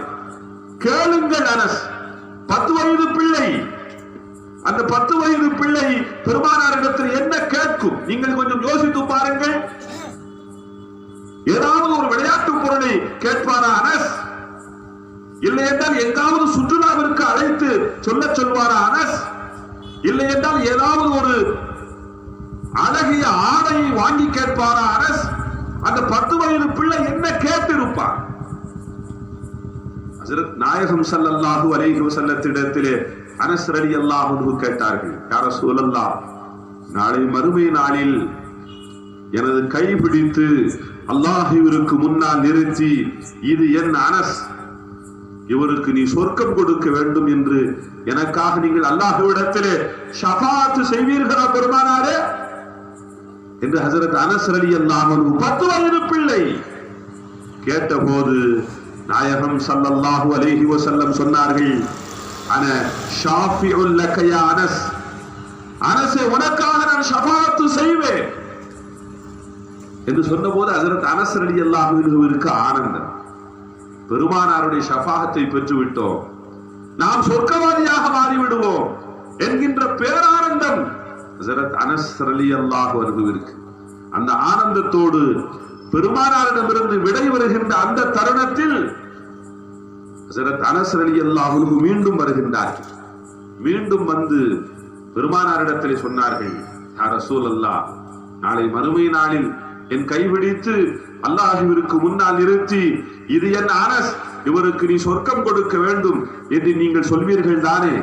ஆம் அனஸ், நான் சொல்லுவேன் என்ற போது அந்த மஹ்ஷர் பெரு வெளியிலே கோடான கோடி மக்கள் ஆதிபிதா ஆதம் அலைஹிஸ்ஸலாம் அவர்கள் முதல் கொண்டு கியாமத் நாளிலே கடைசியாக வருகின்ற மனிதர்கள் வரையிலேயும் இருக்கக்கூடிய அந்த பிரம்மாண்டமான மஹ்ஷர் பெருவெளியில் உங்களை நான் எங்க போய் தேடுவேன்?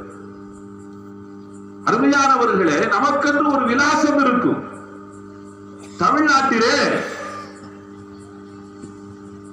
நாகர்கோவிலிலே, கோட்டாரிலே, இளங்கடையிலே, பாபா காசிம் அப்பா வலியுல்லாவினுடைய தர்காவிலே என்ற ஒரு விலாசத்தை நாம் இருக்கின்ற இடத்திற்கு இப்போது சொல்லலாம். நாளை மறுமை நாளில் கோடான கோடி மக்கள் இருக்கக்கூடிய அந்த மஹ்ஷர் பெருவெளியில் அருமை நாயகம் ஸல்லல்லாஹு அலைஹி வஸல்லத்தை எங்கே போய் தேடுவது? இந்த கேள்வி அனஸ் ரலியல்லாஹு அன்ஹு ஸல்லல்லாஹு அலைஹி வஸல்லம் சொன்னார்கள், அனஸே, நீ எங்கும் என்னை தேட வேண்டாம். நன்மை தீமைகளில் இருக்கக்கூடிய மீசான் தராசிற்கு பக்கத்திலே வா, அங்கே நான் இருப்பேன் என்று சொன்னார்கள் முஹம்மது ரசூலுல்லாஹி. அருமையானவர்களே, அந்த தராசிற்கு பக்கத்திலே முஹம்மது ரசூலுல்லாஹி ஸல்லல்லாஹு அலைஹி வஸல்லத்திற்கு என்ன வேலை?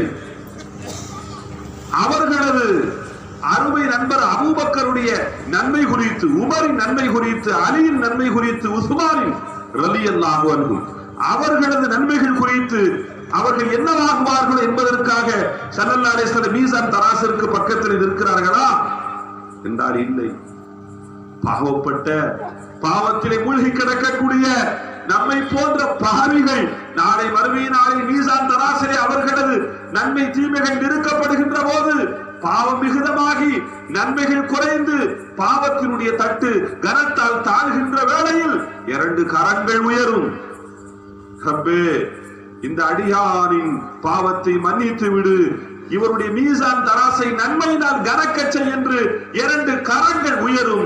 அந்த 2 கரங்களும் கல்வில் நிறைந்த கண்மணி முஹம்மது ரசூலுல்லாஹி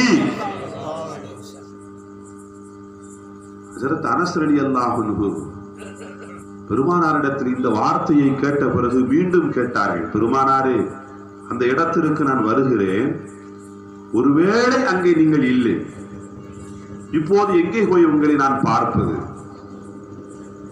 ஹஜ்ரத் முஹம்மது ரசூலுல்லாஹி ஸல்லல்லாஹு அலைஹி வஸல்லம் சொன்னார்கள், அப்படியா, அங்கே நான் இல்லை என்றால் நீ நேராக சிராத் பாலத்திற்கு வந்துவிடு, நான் அங்கேதான் இருப்பேன் என்று சொன்னார்கள். மீசான் தராசில இல்லை என்றால் சிராத் பாலத்திற்கு வந்துவிடு என்ற போது, அருமையானவர்களே, சிராத் பாலத்திலே முஹம்மது ரசூலுல்லாஹி ஸல்லல்லாஹு அலைஹி வஸல்லத்திற்கு என்ன வேலை? ஒருவேளை ஹதீஜா நாயகிற்காக, ஒருவேளை அன்னை ஆயிஷாவிற்காக, ஒருவேளை அன்னை ஹப்சாவிற்காக, அன்னை மைமூனாவிற்காக, அன்னை உம்மு சலமாவிற்காக, இல்லை என்றால் பீவி ஃபாத்திமாவிற்காக, இல்லை என்றால் ஹசனுக்காக, ஹுசைனுக்காக ரலியல்லாஹு அன்ஹும் இது போன்ற குடும்பத்தினர்களுக்காக முஹம்மது ஸல்லல்லாஹு அலைஹி வஸல்லம் சிராத் பாலத்தில் நிற்கிறார்களா? அவர்கள் பத்திரமாக கடந்து போக வேண்டும், அவர்கள் பாதுகாக்கப்பட வேண்டும் என்பதற்காக இருக்கிறார்களா என்றால் இல்லை. நம்மை போன்ற பாவிகள் அந்த சிராத்து பாலத்தை கடக்கின்ற போது பாவம் செய்த நாம் சருகிவிடக் கூடாது, வீழ்ந்து விடக் கூடாது என்பதற்காக 2 கரங்கள் உயரும். அந்த 2 கரங்கள் முஹம்மது ரசூலுல்லாஹி ஸல்லல்லாஹு அலைஹி வஸல்லத்திற்குரியது.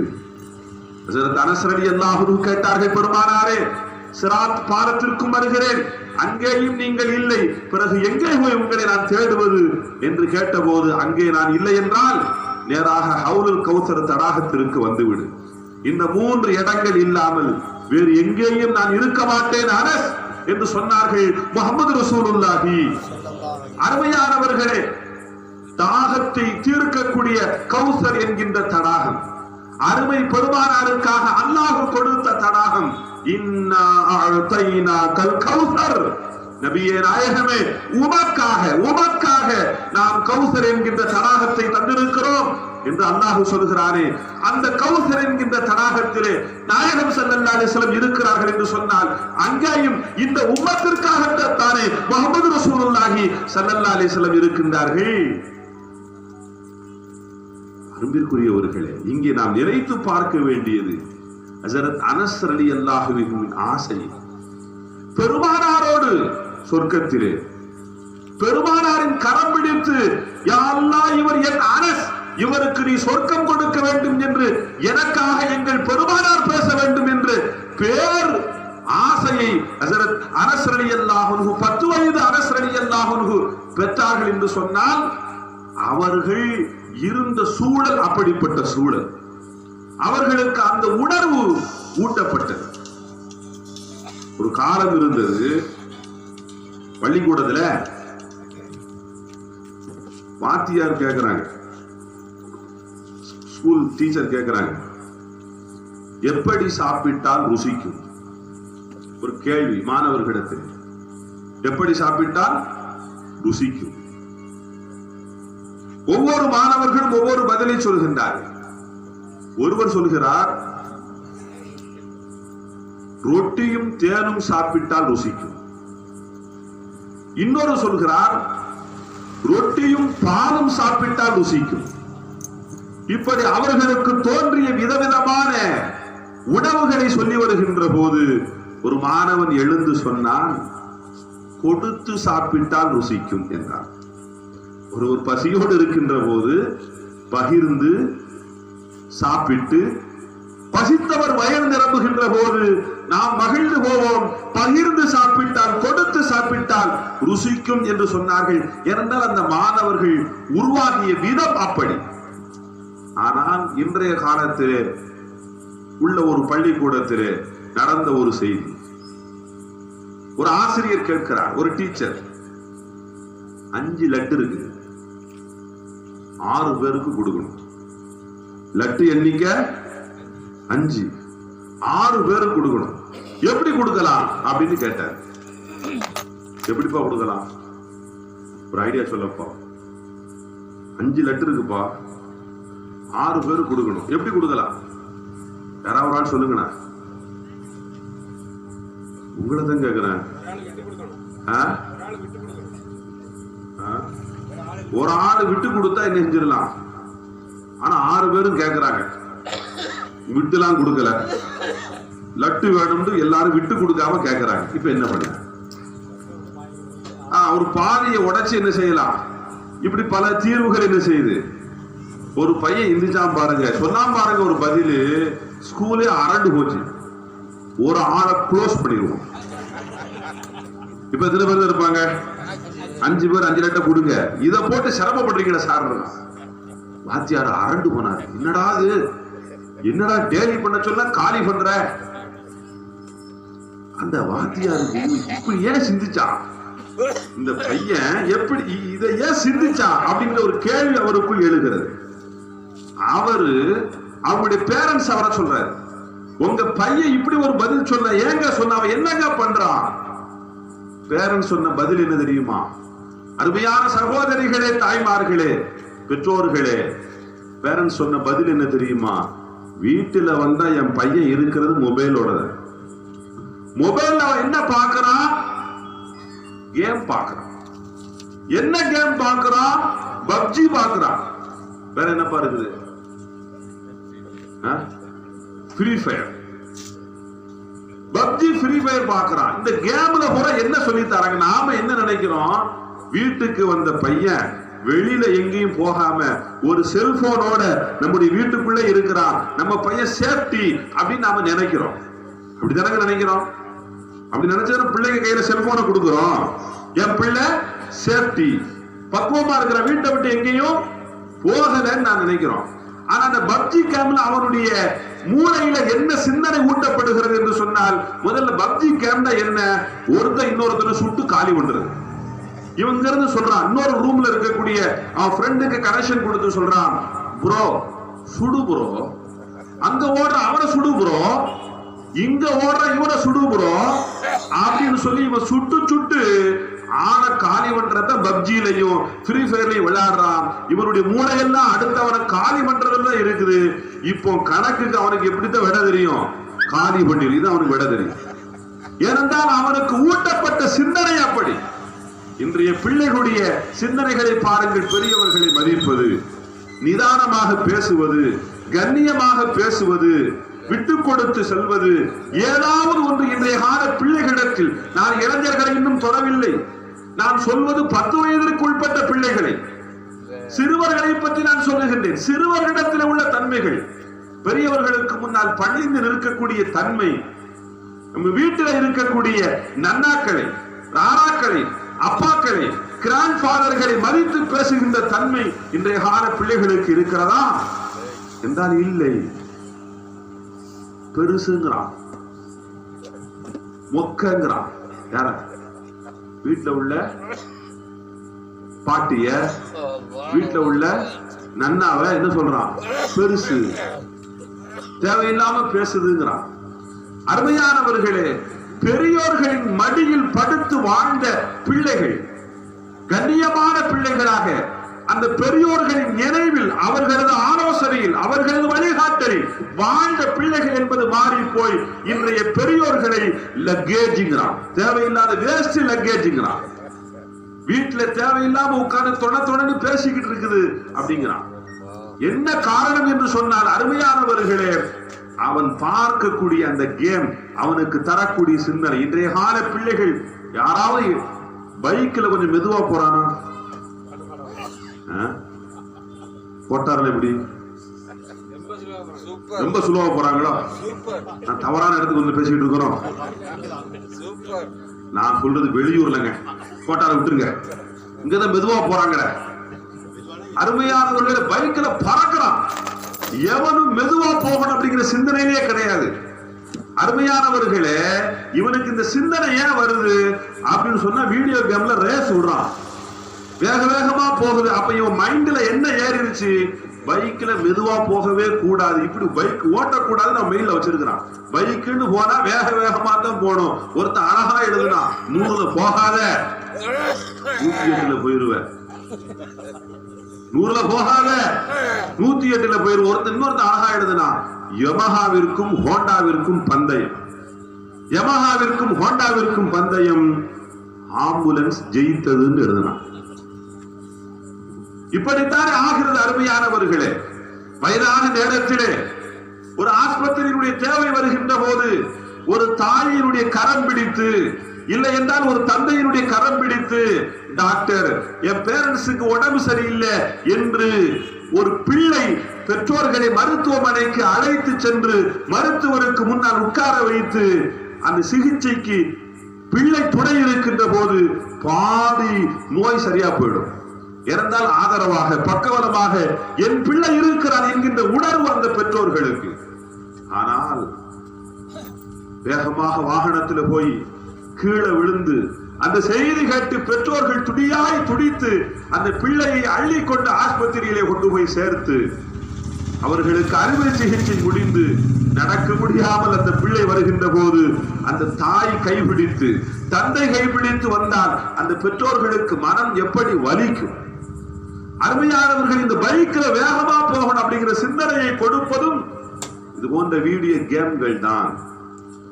இந்த இணையதளங்கள் வாலிபர்களை எப்படி சீரழித்திருக்கிறது என்பதை தாண்டி சிறு பிள்ளைகள் எந்த அளவுக்கு பாதிக்கப்பட்டிருக்கிறார்கள். அன்பர்களே, நாம பண்ணக்கூடிய இன்னொரு விஷயம் என்னன்னு சொன்னா, சின்ன பிள்ளைங்களுக்கு வீட்டுல டிவில கார்ட்டூன் சேனல்களை வச்சு கொடுக்கணும். நாம என்ன நினைக்கிறோம்? இவன் ஆபாசமான காட்சியை பார்க்கல, இவன் ஆக்ஷன் காட்சிகளை பார்க்கல, பொம்மைகளை பார்க்கிறான் அப்படின்னு நாம நினைச்சு நம்ம வீட்டுல உள்ள சிறு பிள்ளைகளை நாம அந்த கார்ட்டூன் சேனல்களை நாமே வச்சு கொடுக்கிறோம். அந்த கார்ட்டூன் சேனல்கள் அவன் ரொம்ப விரும்பி பார்க்கக்கூடிய லைக் பண்ற அந்த கேரக்டர் என்ன அப்படின்னு சொன்னா, டோரா அப்படின்னு ஒரு கேரக்டர். நீங்க சின்ன பிள்ளைகிட்ட கேட்டு பாருங்க, டோரான்னு ஒரு தெரியுமா? எனக்கு ரொம்ப பிடிக்கும் டோரா வாங்கும். யார் இந்த டோரா? ஸ்கூலுக்கு நீங்க ஒரு பேக் வாங்குறீங்க, டோரா படம் போட்டு அந்த பேக் தான் வேணுமா? ஒரு சின்ன பிள்ளைக்கு ஒரு டிஷர்ட் வாங்குறீங்க, அதுல டோரா படம் போட்டு எனக்கு இந்த டிஷர்ட் தான் வேணுமா? அந்த அளவுக்கு இந்த டோராவினுடைய பாசம் இன்றைய சிறு பிள்ளைகளது உள்ளத்திலே ஊட்டப்பட்டிருக்கிறது, கொட்டப்பட்டிருக்கிறது அந்த கார்ட்டூன் சேனல்கள் மூலமாக. யார் இந்த டோரா என்று சொன்னால், அன்பிற்குரியவர்களே, நம்முடைய புனிதமான வேதம் குர்ஆன் ஷரீஃப், ஹஜரத் ஈசா அலைஹிஸ்ஸலாத்திற்கு இன்ஜீல், ஹஜரத் தாவூத் அலைஹிஸ்ஸலாத்திற்கு ஜபூர், ஹஜரத் மூசா அலைஹிஸ்ஸலாத்திற்கு கொடுக்கப்பட்டது தௌராத். இந்த தௌராத்தை பின்பற்றக்கூடியவர்கள் யூதர்கள். அந்த தௌராத்திலே பல மாற்றங்களை செய்து இந்த அளவிலேயும் யூதர்கள் அதை புனித நூலாக பாவித்து வருகின்றார்கள். அந்த யூதர்கள் இந்த தௌராத்தின் பாசம் உலகத்திலே உள்ள எல்லா சிறுவர்களது மூளையிலேயும் கொட்டப்பட வேண்டும் என்பதற்காக அவர்கள் தௌராத்தை டோரா என்றுதான் அழைக்கின்றார்கள். அவர்கள் தௌராத்தை டோரா என்றுதான் அழைக்கின்றார்கள். இந்த டௌராவுடைய அந்த பாசத்தை நம்முடைய வீட்டினுடைய பிள்ளைகளது மூளையிலே அவர்கள் ஏற்றிவிட்டார்கள் என்று சொன்னால், லா இலாஹ இல்லல்லாஹ் சொல்ல வேண்டிய ஒரு பிள்ளை, அல் குர்ஆன் ஷரீஃபை ஓத வேண்டிய ஒரு பிள்ளை எனக்கு பிடித்தது டோரா என்று சொல்லுகிறது என்று சொன்னால், இந்த கார்ட்டூன் சேனல்கள் மூலமாக அந்த சிந்தனை அங்கே பிள்ளைகளுடைய மூளையிலே கொட்டப்பட்டிருக்கிறது.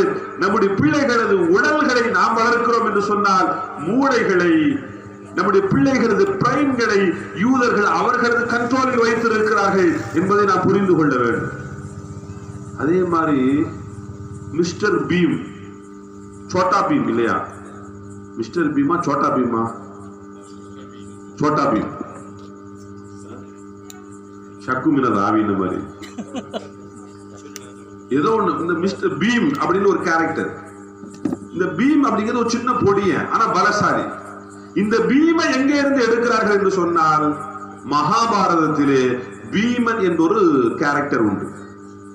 அவர்கள் அந்த மகாபாரதத்தினுடைய கருத்தை மிஸ்டர் பீம், சோட்டா பீம் என்று வடிவத்திலே கார்ட்டூன் சேனல்கள் மூலமாக நம்முடைய பிள்ளைகளது மூளையிலே அவர்கள் ஊற்றுகின்றார்கள். அன்பிற்குரியவர்கள், இப்படி டோராவையும் மிஸ்டர் பீமையும் நம்முடைய பிள்ளைகள் பிரியப்படுகிறது என்று சொன்னால் அது ஈமானுக்கு ஆபத்தானது என்பதை நாம் புரிந்து கொள்ள வேண்டும். இதுவெல்லாம் சிறு பிள்ளைகளது நிலைமைகள் என்று சொன்னால், அன்பிற்குரியவர்களே, விவரம் தெரியாத, படிப்பறிவில்லாத பெரியவர்கள் கூட அந்த செல்போன்ல ஏதாவது நம்ம கையில வச்சிருக்கணும்னு ஆசைப்படுறாங்க. அந்த சின்ன பிள்ளைங்க எப்படி இருக்கிறாங்க? நான் இளைஞர்களை தொடர சின்ன பிள்ளைங்க, அதுக்கடுத்து நான் சொல்வது ரொம்ப பெரிய ஆட்கள், அவங்க கையிலையும் செல்போன் இருக்கணும் அப்படிங்கிற ஆசை அவங்களுக்கு இருக்கு. தேவைகள் இல்லை, ஆனா அவர்களுக்கு அந்த ஆசைகள் இருக்கிறது. செல்போன் வந்த புதுசுல ஒரு பாட்டிமா சொல்லிச்சான், எல்லாரும் ஊர்ல செல்லு வச்சிருக்கிறாங்க, எனக்கு ஒண்ணு வாங்கி கொடுங்களேன்னு சொல்லி தாத்தாட்ட கேட்டிருக்குது. தாத்தா ஒண்ணு வாங்கி கொடுத்துட்டாரு. ஆனா செல்போனை எப்படி யூஸ் பண்ணணும்னு பாட்டிக்கு தெரியல. எப்படிங்க இதை யூஸ் பண்ணணும்னு கேட்டிருக்குது. தாத்தா சொல்லி இருக்கிறாரு, இதுல இருக்கு இல்லையா, இதுல பட்டன் இருக்குவாரு, 9 4 5 7 3 2, இதை அமைக்கிட்டா பச்சை பட்டன் அமைக்கிறேன்னு நாங்க பேசுவோம் இருக்கிறாரு. சரின்னு சொல்லி தாத்தா வெளியில போயிட்டாரு. செல்போன் வந்த புதுசு, தாத்தா வெளியில போயிட்டாரு. இப்ப பாட்டிக்கு ஒரு ஆசை வருது, முதல்ல நம்ம வீட்டுக்காரர்ட்ட என்ன செய்யணும், போன்ல பேசணும். போனை எடுத்துச்சு, 9 4 3 7 2 1 சொல்லி பச்சை பட்டன் அமைக்கிருச்சு. அமுக்கு நான் அங்க சத்தம் கேட்டிருக்குது, நீங்கள் தொடர்பு கொள்ளக்கூடிய வாடிக்கையாளர் இப்போது தொடர்பு எல்லைக்கு வெளியே இருக்கிறார். பாட்டிமா கேட்டிருக்கு, எவடி நீ ஏன் புருஷன் போன்ல நீ பேசுறேன்னு. அது அதோட முடிஞ்சு போச்சு.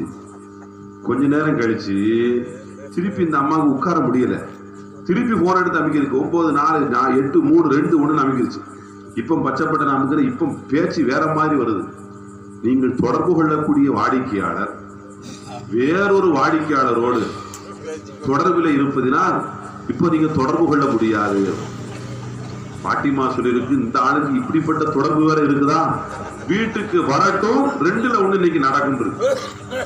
அருமையானவர்கள், இந்த செல்போன்களோட அந்த பாசம், ஆசை சிறுவர்கள் முதல் கொண்டு பெரியவர்கள் வரையிலையும் சீரழித்திருக்கிறது என்று சொன்னால், பெண்களையும் அந்த செல்போன் விட்டு வைக்கல. அந்த இணையதளங்களுடைய பாசம் பெண்களையும் விட்டு வைக்கல. ஒரு கணவர் வீட்டுக்கு போயிருக்கிறாரு, நீங்க என்ன சமையல் இருக்கிறாரு, ஜிங்மன் சவுண்ட் என்னதுன்னு இருக்கிறார், ஜிங்மன் சங்கா, என்னம்மா இது, இப்ப யூடியூப்ல அதை பார்த்து சமைச்சோம் இருக்கு. சமையல் உறவு எதை பார்த்து, யூடியூபை பார்த்து. அருமையானவர்களே, யூடியூபை பார்க்கலாம், ஆனா அதை சாப்பிட முடியாது. ஒரு அம்மா யூடியூப்ல அந்த மாதிரி சமைச்சிருச்சு, சமைச்சிட்டு அந்த சமையலை கொண்டு போய் கணவர்கிட்ட சொல்லியிருக்குது. கணவர் சொல்லியிருக்கிறாரு, நீ சமைச்சது யூடியூப்ல வெளியில உட்காந்து பாக்குறான், 1000 பேர் லைக் போடட்டும், ஆனா சாப்பிட போறவன் யாரு? நானு. அந்த சிரமம் அவனுக்கு. அருமையானவர்களே, அவ பெண்கள் தங்களது பேரார்வத்தை அந்த யூடியூபின் மூலமாக பாடமாக படிக்கின்றார்கள். சமையலை யாரிலிருந்து படிக்கணும்? வீட்டுல அம்மாட்ட இருந்து படிக்கணும். வீட்டுல அம்மாட்ட இருந்து சமையல் படிக்கணும். அம்மா சொல்லுவாங்க, இப்ப அரிசியை போடுவாங்க, இப்ப உப்பை போடுவாங்க, தண்ணியை இவ்வளவான ஊத்துவாங்க. சமையலை எங்க இருந்து படிக்கணும்? தாயிட்ட இருந்து சமையலை படிக்கக்கூடிய சமையல் தான். அது ரொம்ப அற்புதமா இருக்கு. அருமையானவர்களே, அப்ப தாயிட்ட இருந்து படிக்க வேண்டிய சமையல யூடியூப்ல இருந்து படிச்சு கணவன்மார்கள் சித்திரவதை பண்ணி நீ இதை சாப்பிடு. இன்றைய கால நவீன கருவிகள் எல்லாம் குடும்பங்களுக்கு எத்தனை பெரிய சிரமங்களை கொண்டு வந்து சேர்த்து இருக்கிறது. கடத்தருக்கு ஒரு கணவர் போயிருக்கிறாரு, மனைவி கூட போயிருக்குது. செய்யக்கூடியது தவறது. கடத்தருக்கு நம்ம மட்டும் போகணும், இல்லாட்ட மனைவி மட்டும் போகணும். 2 பேரும் சேர்ந்து போனோம். செலவு யாருக்கு? கணவனுக்கு. போயாச்சு. போன உடனே கடத்தருக்கு போயிருக்கு. இந்த அம்மா சொல்லி இருக்குது, இப்பதான் நினைச்சேன், இப்பதான் கிடைக்குது எனக்கு. என்னன்னு பார்த்தா ஒரு பாத்திர கடையில 5 லிட்டர் பால் குக்கரை பார்த்துச்சு. இந்த 5 லிட்டர் பால் குக்கரை வாங்கணும்னு நினைச்சேன், இன்னும் இருக்குதுன்னு இருக்கு. இந்த ஆள் சொல்லி இருக்கிறாரு, நம்ம வீட்டுல ஏற்கனவே 2 லிட்டர் பால் குக்கர் ஒண்ணு இருக்குது, 3 லிட்டர் பால் குக்கர் ஒண்ணு இருக்குது. இப்ப எதுக்குமா தேவையில்லாம 5 லிட்டர் பால் குக்கர்? இந்த அம்மா சொல்லி இருக்கு, திடீர்னு யாராவது விருந்தாளிகள் வந்துட்டாங்கன்னா வேணும் இல்ல இருக்கு. இவர் மனசுக்குள்ள நினைக்காரு, சண்டாளி நீ வந்த பின்னாடி எந்த விருந்தாளி வீட்டுக்கு வர்றதே இல்லையே, பிறகு எதுக்கு இந்த 5 லிட்டர் பால் குக்கரு?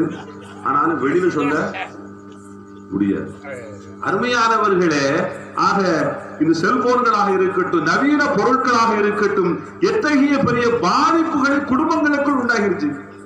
ஒரு கணவர் சொல்லியிருக்கிறாரு, ஜெய்தூனு பெருநா அன்னைக்கு நீ சமைச்சு வச்ச பிரியாணி ரொம்ப பிரமாதம், ரொம்ப பிரமாதம். அதே மாதிரி ஒரு பிரியாணி சமைச்சு கொடுக்குறியாமான்னு கேட்டிருக்கிறார். ஜெய்தூன் அம்மா சொல்லி இருக்குது, அதே மாதிரி எல்லாம் கிடையாது, அந்த பிரியாணி ஃப்ரிட்ஜில் இருக்குது, அதே பிரியாணி ஃப்ரிட்ஜில் இருக்கு. இப்ப சொல்லுங்க, எடுத்து கொண்டாந்து ஆரம்பிச்சு. அருமையானவர்கள், ஃப்ரிட்ஜ் என்பது ஒரு தேவைக்கு பயன்படுத்தக்கூடிய ஒரு பொருளாக இருக்க வேண்டும். ஆனால் மிகப்பெரிய குப்பை தொட்டியாக ஃப்ரிட்ஜ் என்று மாறி இருக்கிறது. இப்படி ஒவ்வொரு பொருட்களும், இன்றைய கால பொருட்கள் மிகப்பெரிய சங்கடங்களை தனிப்பட்ட வாழ்க்கையிலையும் பொது வாழ்க்கையிலையும் உண்டாக்கி இருக்கிறது. அதிலேயும் மிகுந்த பாதிப்பிற்கு வாலிப சமூகம் உண்டாகி இருக்கிறது. அருமையானவர்களே, நபிகள் நாயகம் ஸல்லல்லாஹு அலைஹி வஸல்லம் எப்படிப்பட்ட வாலிப சமூகத்தை உருவாக்கி காட்டினார்கள் என்பதற்குண்டான ஒரு செய்தியாக சொல்லுகிறேன். ஹஜரத் சாலபத்து பின் அப்துர் ரஹ்மான் ரலியல்லாஹு அன்ஹு என்ற ஒரு சஹாபி. சாலபத்து பின் அப்துர் ரஹ்மான் 19 வயது நிரம்பிய ஒரு வாலிப பிள்ளை. அவரை அழைத்து நாயகம் ஸல்லல்லாஹு அலைஹி வஸல்லம் சொன்னார்கள், ஒரு சிறிய வேலை முடித்துவிட்டு வாருங்கள் என்று சொல்லி அனுப்பினார். சாலபத்து பின் அப்துர் ரஹ்மான் ரலியல்லாஹு அன்ஹு பெருமானாருடைய வேலைக்காக மதீனாவினுடைய வீதியிலே செல்கிறார். செல்கின்ற போது ஒரு காட்சி, ஒரு வீட்டிலே ஒரு பெண் குளித்துக் கொண்டிருக்கிறார். இதை பார்த்து விட்டார் சாலபத்து பின் அப்துர் ரஹ்மான், 19 வயது வாலிபர். பார்த்தவர் மீண்டும் மீண்டும் அதை காட்சியை பார்க்கிறார். திடீரென்று அவருடைய உள்ளத்திற்குள் ஒரு விதமான பயம் வருகிறது. என்ன காரியம் செய்கிறோம்? பெருமானாருடைய வேலைக்காக வந்தனா, பெருமானாருடைய உத்தரவை நிறைவேற்றுவதற்காக புறப்பட்டு வந்தனா, ஒரு பெண் குளிப்பதை, ஹராமான ஒரு காட்சி, ஒரு அந்நிய பெண், அதுவும் குளித்துக் கொண்டிருக்கக்கூடிய பெண்ணை பார்க்கிறோமே, வெட்கமாக இல்லையா? குற்ற உணர்வாக இல்லையா?